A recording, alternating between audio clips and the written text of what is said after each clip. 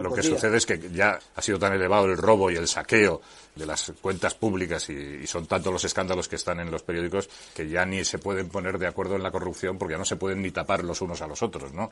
Y entonces yo creo que eso es otro de los factores de la crisis que estamos viviendo en la actualidad y que se va a agudizar mucho más también. O sea, es que vamos a una situación, la gente piensa, no, es que ya peor que como estamos, a lo mejor la economía repunta un poco, se arregla algo, los contratos basuras estos van aumentando, pero lo que es la crisis política e institucional va a ir a mucho más porque van a seguir apareciendo escándalos de corrupción. Bárcenas ya amenaza con publicar un libro para septiembre donde aparecen nuevos SMS y donde aparecen grabaciones, con lo cual al PP le van a crecer los enanos corruptos, que estaba ya repleto el Partido Popular de corrupción por todas partes. Ya vemos la exclusiva que publica hoy El Español, el nuevo periódico de Pedro J, con una información de que el empresario que está implicado en la red púnica, que ha llevado a la cárcel a uno de los consejeros más siniestros de la época de Esperanza Aguirre y de Ignacio González, Francisco Granados, pues ya señala a un nuevo consejero que está en el gobierno de Cristina Cifuentes. Con lo cual, claro, cuando Cristina Cifuentes se presenta como que ella es distinta, era una persona que no tenía nada que ver con el pasado del Partido Popular, y digo, oiga, pero si es que usted tiene en sus filas ya a un consejero que seguramente será imputado y procesado en los próximos días o en las próximas horas, ¿no? Con lo cual van a seguir apareciendo noticias relacionadas con la corrupción, la crisis, la tensión separatista va a aumentar en contra de lo que los periódicos y todo el mundo dice que se tiene que reformular el consenso, los grandes acuerdos. Eso va a ser imposible. Porque hay una cuestión ahí, y yo no sé si Manu estará de acuerdo conmigo, pero eso es un análisis que yo hago y la verdad que muchas veces hay personas que no me dan la razón. Yo creo que el régimen se configura en la figura de Juan Carlos como una monarquía, pero política e ideológicamente se le da el papel fundamental a la izquierda. A la izquierda entre comillas, pero el Partido Socialista Obrero Español es el partido que ha simbolizado lo que podía ser el movimiento nacional en el régimen de Franco. Ha sido el movimiento nacional del juancarlismo, el PSOE. Y el país y muchos empresarios, oligarcas del IBEX 35 siguen pensando, y yo creo que Felipe VI también, los asesores que tiene en el Palacio de Zarzuela, que todo esto se tiene que arreglar y configurar nuevamente en torno al Partido Socialista Obrero Español y a la figura ahora que emerge, que es la de Pedro Sánchez. De ahí las encuestas de la semana pasada, que se han comentado también en estos micrófonos, donde se sitúa a Pedro Sánchez y al Partido Socialista en una situación de centralidad y que puede pactar con todos los partidos.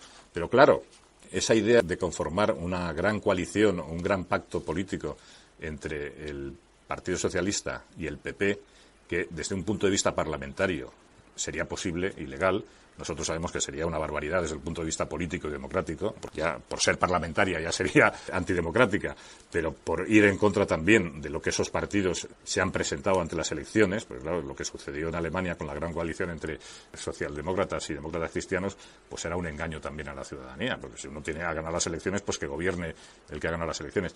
Pero ¿por qué en España no se puede conformar un pacto entre los dos grandes partidos? ¿Por qué el PP y el PSOE no se pueden poner de acuerdo, que tendrían o han tenido en muchos momentos? En realidad los dos son socialdemócratas. Podrían perfectamente. En teoría podrían. Claro. Pero ¿por qué no? Una vez tuve una discusión con Vidal Cuadras antes de que tomase esta deriva de salirse del Partido Popular y formar Vox y toda esta cuestión, el fracaso posterior de su candidatura al Parlamento Europeo. Entonces él me insistía, dice, Javier, esto se arregla con un pacto entre el Partido Popular y el Partido Socialista. Y en verdad, ellos podían tener mayoría absoluta, reformar la Constitución, arreglar o cerrar el tema del Estado de las autonomías, solucionar muchos problemas. Pero eso es políticamente imposible en el régimen del 78 o en el régimen que ya tenemos, o en el que se quiere conformar, porque siguen en la idea de que tiene que ser la izquierda, una izquierda entre comillas, la que lidere el peso político de la situación política del régimen en nuestro país. Y eso lo tiene que hacer el PSOE, y lo tiene que hacer el PSOE pactando con la izquierda y con los nacionalistas. Esa es un poco la idea del país, o por lo menos es lo que ha reflejado en sus últimos editoriales. Yo estoy de acuerdo contigo, pero más que nada porque los movimientos de izquierda, que además se dicen republicanos y se dicen progresistas, se han demostrado durante todos estos años, bueno, que han provenido en gran medida, y el Partido Socialista se nutrió de un montón de falangistas que se pasaron de las filas del movimiento nacional directamente al PSOE, que no respetan cualquier otra posición que no sea la que ellos decían, con el eslogan que tenían en su momento, que era eso, el partido que entendía mejor España, ¿no? Ya se ha visto cómo se está desmembrando y cómo un partido político tan jovencito como Podemos le está comiendo la tostada en muchos aspectos. Pero sí, claro, que es el Partido Socialista el que debería hacer ese gran pacto, y de hecho es el que se está postulando y desde el país lo están promocionando, ¿no? Como el que puede pactar con todos, ¿no?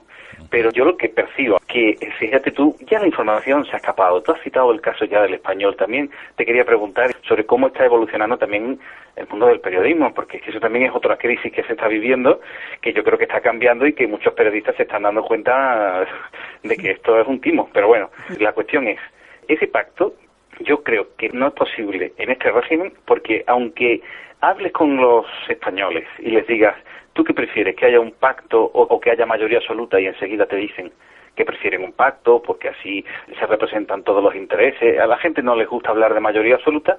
En la práctica, cuando se llevan a cabo los pactos, repele al sentimiento, casi diría natural, de cualquier ciudadano, porque dice, si es que me están traicionando, claro, si es que no están haciendo lo que dicen que iban a hacer.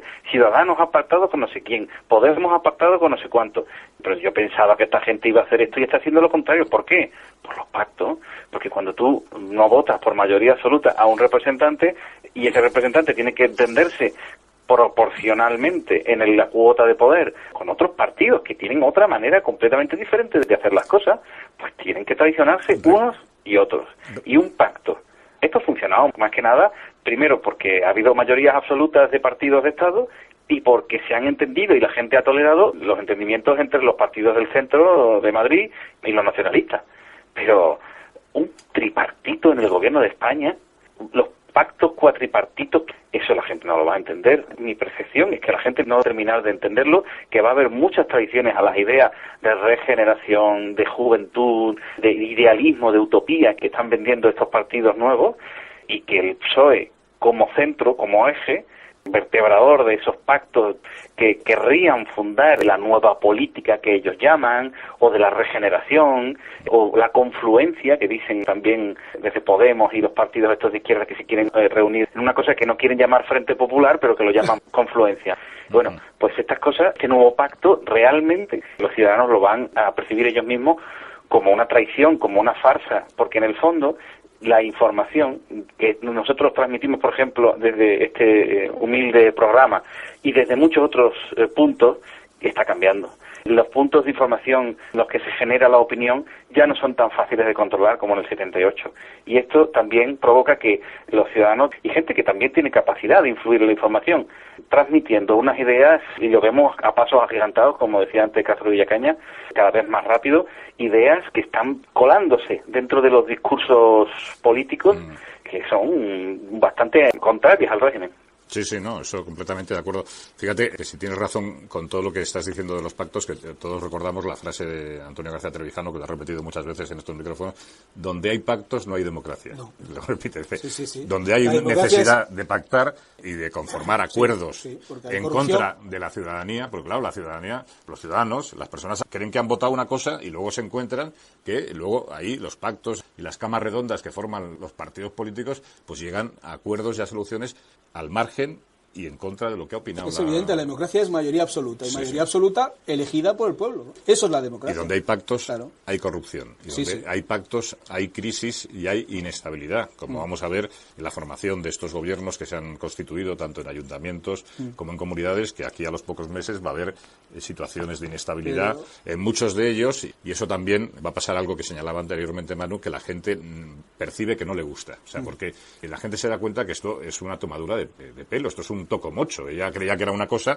claro, el que ha votado a Podemos quiere que gobierne Podemos, el que ha votado al Partido Popular quiere que gobierne el Partido Popular, el que ha votado al PSOE, el PSOE, pero luego que aparezca un tercer candidato, que aparezca por ahí alguien como alcalde, pues bueno, o sea, aparte de antidemocrático, es una situación de corrupción. Es lo que decía Manu, los tripartitos sí se ha visto en regiones, en autonomías, en ayuntamientos, pero en el gobierno central nunca lo ha habido. Lo vamos a ver. Lo que ha habido hasta ahora ha sido pactos con los nacionalistas, con los catalanes o con los vascos. Y además, unos pactos que en contra de lo que es lo habitual en los regímenes parlamentarios, porque eso tanto en Austria como en Alemania, cuando pactan, conforman gobiernos. O sea, se corresponsabilizan de la acción En del este gobierno. caso no ha habido nunca En un este gobierno. caso, en este caso hemos contado con situaciones donde el nacionalismo catalán o el vasco apoyaba al PSOE o al Partido Popular cuando estaban en minorías, acuerdos, siempre generalmente a cambio de recibir más competencias. Sí, o sea, pero no entraban en el gobierno. No entraban en el gobierno y con lo cual quedaban limpios de polvo y paja. Un poco también como ha sucedido con Ciudadanos, el papelón que está jugando Ciudadanos En Andalucía. Claro. Y aquí también en Madrid con Cifuentes, que le hace firmar también un documento de no sé cuántos puntos, al margen también de lo que aparecía en los programas electorales, al margen de lo que han votado los ciudadanos, y entonces un partido que ha quedado en tercer lugar como Ciudadanos es quien decide cuál va a ser la política que se va a llevar a cabo en un gobierno, pero es totalmente antidemocrático además, y sale el líder de Ciudadanos pues encima hinchándose como un pavo real diciendo he conseguido que Cristina Cifuentes firme esto, claro, firma y firmaría hasta su sentencia de muerte por estar al frente del gobierno, ¿no? Pero eso, como señala Manu, eso la gente lo percibe como algo sucio, como algo que no le gusta, y eso se va a producir todavía mucho más después de las elecciones.